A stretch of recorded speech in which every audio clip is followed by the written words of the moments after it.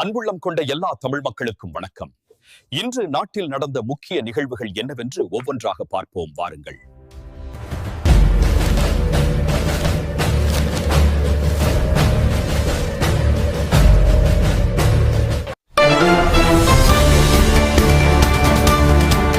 இன்ப அதிர்ச்சி கொடுத்த தமிழக அரசு 5000 ரூபாய் அக்கவுண்டில் வரவு.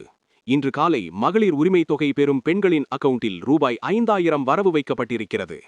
இது குறித்து முதல்வர் மு.க.ஸ்டாலின் அவர்கள் வெளியிட்ட காணொளியில் அவர் குறிப்பிட்டதாவது: தமிழ்நாட்டு மகளிருக்கு இந்த ஸ்டாலின் தந்த உறுதிமொழிதான் உரிமை தொகை. யார் தடை ஏற்படுத்தினாலும் அதிலிருந்து பின்வாங்க மாட்டேன்.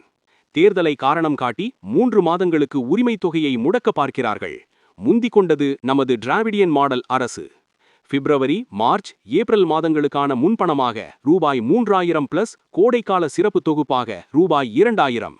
1.31 கோடி கலைஞர் மகளிர் உரிமை தொகை பயனாளிகளுக்கும் இன்று காலை 5000 ரூபாய் வரவு வைக்கப்பட்டிருக்கிறது. வெல்லும் தமிழ் பெண்கள் ஆதரவோடு அடுத்தும் நாங்கள்தான் வெல்வோம். டிராவிடியன் மாடல் 2.0 1000 ரூபாய் உரிமை தொகையை 2000ஆக உயர்த்தி வழங்குவோம். இது என் சகோதரிகளுக்கு இந்த முத்துவேல் கருணாநிதி ஸ்டாலின் கொடுக்கும் வாக்குறுதி என முதல்வர் மு.க.ஸ்டாலின் அவர்கள் காணொளியில் குறிப்பிட்டிருக்கிறார். இந்த காணொளியானது முதல்வரின் அதிகாரப்பூர்வ எக்ஸ் வலைதளம் பக்கத்தில் வெளியிடப்பட்டுள்ளது. முதல்வர் மு.க.ஸ்டாலின் 5000 ரூபாய் மகளிர் உரிமை தொகை வழங்கியதற்கு தமிழக வெற்றிக் கழகம் விமர்சனம். மகளிர் உரிமை தொகை என்ற பெயரில் வாக்குக்கு பணம் அறிவித்து விட்டார் நமது முதல்வர். எப்படியெல்லாம் மக்களை ஏமாற்ற முடியுமோ அதெல்லாம் தான் போட்டோ மாடலின் சாதனையாக திகழ்கிறது. இதுதான் நீங்கள் கடைசி முறையாக கொடுக்கப் போகும் மகளிர் உரிமை தொகை முதல்வர் அவர்களே என டிவிகே ஐடி விங் எக்ஸ் பக்கத்தில் பதிவு. விஜயின் கிளாமரை காட்டும் கூட்டம். சேலத்தில் நடைபெறும் தமிழக வெற்றிக் கழகத்தின் பொதுக்கூட்டமானது கூட்டத்தை காட்ட வேண்டும் என்பதற்காக நடத்தப்படுகிறது. ஆளே இல்லாத கட்சி பொதுக்கூட்டம் கூட்டினால் கூட பொதுமக்கள் கூட்டம் வரத்தான் செய்யும். தொகுதி வாரியாக மக்களை சந்தித்து பிரச்சாரம் செய்தால் மட்டுமே அவர்களுக்கு நல்லது.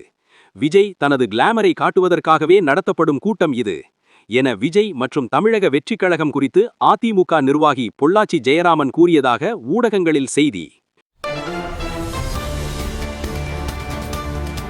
டெல்லி ஆட்சியாக இருந்துவிட்டு போகட்டுமே, திண்டுக்கல் சீனிவாசன் பேச்சு.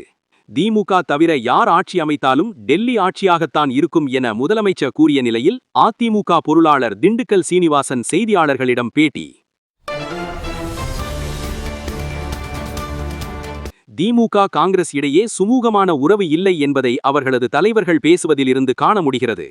திமுக தனித்து நின்றால் வெறும் 22% வாக்குகள் மட்டுமே கிடைக்கும். இதனால் அவர்கள் கூட்டணி கட்சிகளை நம்பியிருக்கிறார்கள். ஆனால் தாவகேவுக்கு தற்போதைய கணக்குப்படி பார்த்தால் 27% வாக்குகள் கிடைக்கும் என கூறப்படுகிறது என தாவகே நிர்வாகி ஆதவ் அர்ஜுனா பேசியதாக செய்திகள் வெளியாகியுள்ளது. திமுக தான் காங்கிரசிடம் அடிமை. இபிஎஸ் விமர்சனம். நாங்கள் கூட்டணி அமைத்தால் அடிமை என்று சொல்கிறார்கள், ஆனால் திமுக தான் காங்கிரசிடம் அடிமை என அதிமுக பொதுச் செயலாளர் எடப்பாடி பழனிசாமி தன்னுடைய விமர்சனங்களை பதிவு செய்ததாக செய்திகள் வெளியாகியுள்ளன. தென்காசியில் கண்டன ஆர்ப்பாட்டம். மத்திய பட்ஜெட்டில் தமிழ்நாட்டை வஞ்சித்ததாக பாஜகவையும் அதற்கு துணை போனதாக அதிமுகவையும் கண்டித்து தென்காசி, சுரண்டை, பாவூர் சத்திரம் உள்ளிட்ட 25க்கும் மேற்பட்ட இடங்களில் கண்டன ஆர்ப்பாட்டம் நடைபெற்றது. தென்காசி கொடிமரத்திடலில் திமுக நகர சார்பில் திமுக நகர செயலாளரும் தென்காசி நகர்மன்ற தலைவருமான சாதிர் தலைமையில் கண்டன ஆர்ப்பாட்டம் நடைபெற்றது. இதில் ஐக்கிய முன்னேற்ற கூட்டணியை சேர்ந்த காங்கிரஸ், மதிமுக, விடுதலை சிறுத்தைகள், எஸ்டிபிஐ, மக்கள் நீதி மய்யம் உள்ளிட்ட கூட்டணி கட்சி நிர்வாகிகள், தொண்டர்கள் என பலர் கலந்து கொண்டனர். ஆர்ப்பாட்டத்தில் சிறப்பு அழைப்பாளராக தென்காசி தெற்கு மாவட்ட திமுக செயலாளர் வே. ஜெயபாலன், தென்காசி சட்டமன்ற உறுப்பினர் பழனி நாடார் ஆகியோர் கலந்து கொண்டு கண்டன உரையாற்றினர். விருந்தோம்பல் தமிழரின் பண்பு.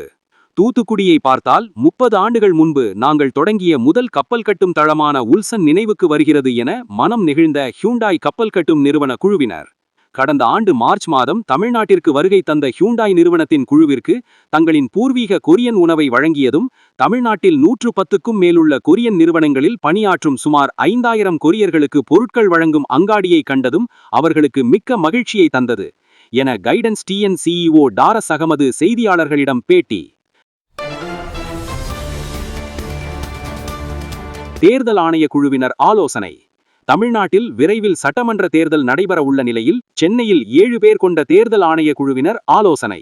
இந்திய தேர்தல் ஆணையத்தின் துணை தேர்தல் ஆணையர்கள் பானு பிரகாஷ், மனேஷ் கார்க் உட்பட 7 பேர் கொண்ட குழுவினர் தமிழக தலைமை தேர்தல் அதிகாரி அர்ச்சனா பட்நாயக் உள்ளிட்ட அதிகாரிகளுடன் ஆலோசனை என செய்திகள் வெளியாகியுள்ளன. இந்த சேனலில் வெளியிடப்படும் தகவல்கள் அனைத்தும் பொதுவெளியில் அதிகாரப்பூர்வ சமூக வலைதளங்கள் மற்றும் செய்தி ஊடகங்களில் வெளியாகிய தகவல்களின் அடிப்படையில் தொகுக்கப்பட்டவை. இதுபோன்ற தமிழகத்தின் முக்கிய செய்திகளை உடனுக்குடன் தெரிந்து கொள்ள நமது ஹர்ஷா ராக்கர் எவ்ரிதிங் சேனலை சப்ஸ்கிரைப் செய்து கொள்ளுங்கள் மற்றும் பெல் பட்டனை கிளிக் செய்யுங்கள். நன்றி, வணக்கம்.